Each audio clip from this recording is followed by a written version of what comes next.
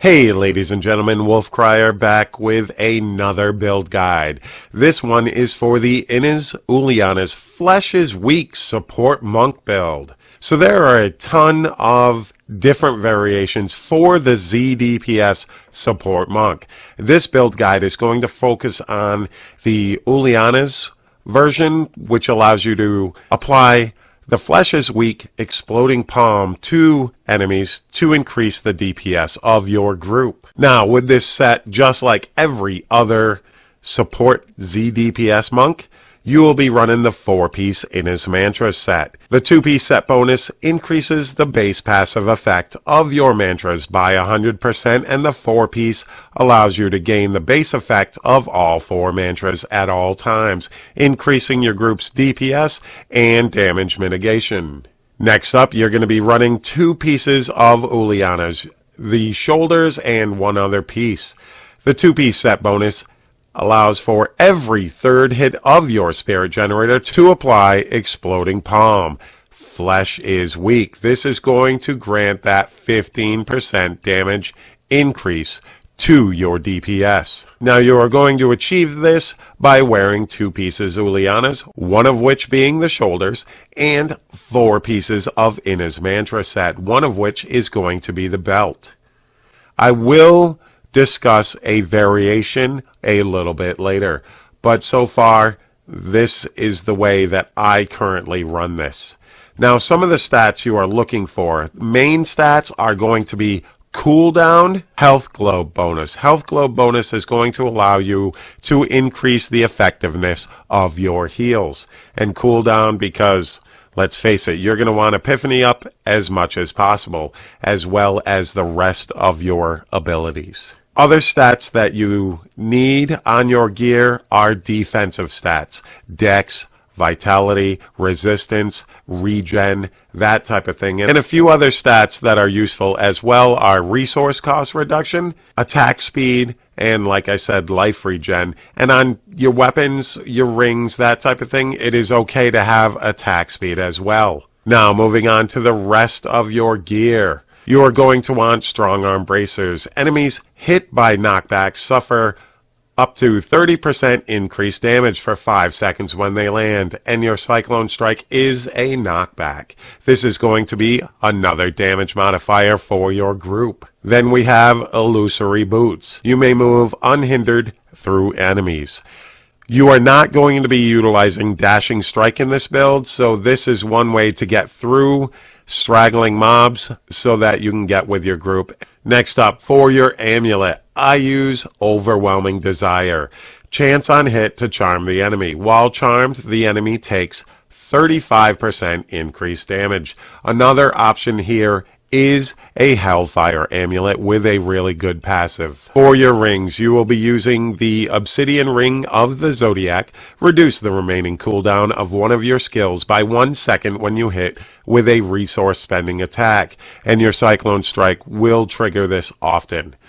Your other ring is going to be Band of the Rue Chambers. Your spirit generators generate more spirit, allowing you to cast more mantras, more heals, more Cyclone Strikes, and such. For your cube, you're going to be running an Oculus, which I will review that when I get to the cube, but your other option here is to replace the Band of Rue Chambers with a Ring of Royal Grandeur, and replace your shoulders with Lefebvre's, which I have cubed in this build, and you can then cube Spirit Guards. If you're having trouble staying alive, I would suggest that move to you. Now for your weapons, you will be using another set.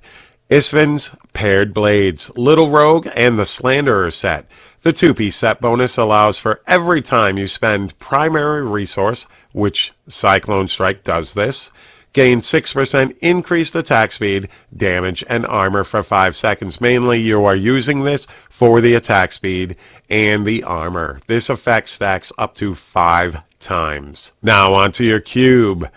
You will be using the Flying Dragon, chance to double your attack speed when attacking. This is going to allow you to apply your EPs faster, as well as give you more life on hit. Next up, Lefebvre's Soliloquy. Cyclone Strike reduces your damage taken by 50% for 5 seconds. And your Oculus Ring. Chance to create an area of focus power on killing a monster, which you do not personally have to kill the monster, just any member of your group. And then this pool spawns, allowing damage to be increased for your DPS by 85% when they stand in it. Now, like I said, you can replace this ring and wear it instead and use a Ring of Royal Grandeur and replace the Lefebvres with Spirit Guards and wear the Lefebvres. And obviously you would have to make sure that you still have 2 pieces of Ulianas and 3 pieces of Innas. Now for your gems, you are going to be using Ice Blink. Your cold skills now apply chill effects which slow enemy movement, and enemies you chill have a 10% increased chance to be critically hit, another damage modifier for your group. And then we have Gem of Effacious Toxin.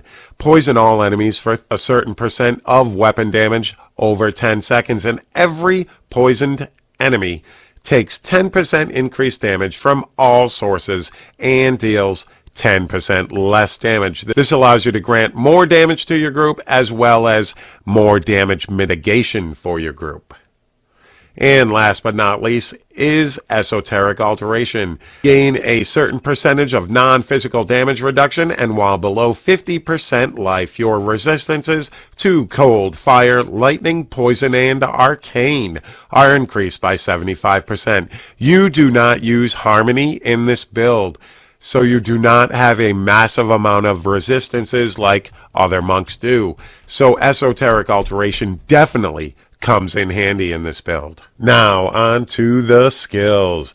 You're going to be starting off with Crippling Wave Tsunami. Tsunami allows you to apply cold damage in a wide area, which allows you to apply both your Flesh is Weak and your Ice Blink to mobs. Next up, we have Exploding Palm, the Flesh is Weak. This is what is going to give your DPS 15% additional damage to everything you apply your Exploding Palm to. You do not have to actively apply this. It will be applied by the 2-piece Uliana set. Then we have Epiphany, Soothing Mist. This will allow you to heal with every casted ability. This heal amount is increased by a certain percentage of your Health Globe healing bonus. This is why Health Globe bonus is definitely important in this build. Then we have Mantra of Salvation Agility. You and your allies within 60 yards gain 20% increased resistance to all elements and 35% increased dodge chance. And when you activate it, it adds an additional 20% increased resistance to all elements. Then we have Cyclone Strike Soothing Breeze. Not only will this allow you to pull in mobs so that you can make nice big dense groups, but it will also act as a heal, and the heal amount is also increased by a percentage of your Health Globe healing bonus. Then we have Inner Sanctuary Safe Haven. Allies inside your Inner Sanctuary are healed every second, and this heal amount is actually increased by 7% of your life per second. This is where life regen also comes in a little handy with this build. Now, onto your passives. First passive I use is Unity. Each ally affected by your mantras has 5% increased damage. That's the stat that matters the most with this. Next up, we have Beacon of Ytar. Reduce all cooldowns by 20%. Cooldown reduction is king with this build. Then I use Chant of Resonance. The spirit costs of mantra activation effects are reduced by 50%, and you gain 4 spirit every second when you have a mantra learned. Then we have Resolve. Damage you deal reduces enemy damage by 20% for 4 seconds. Another great damage mitigator for your party. Other very good possible passives are Near-Death Experience, Seize the Initiative, and Alacrity. Especially if you're using a Hellfire Amulet, you want to get one of those on it as well so that you can utilize 5 of these passives.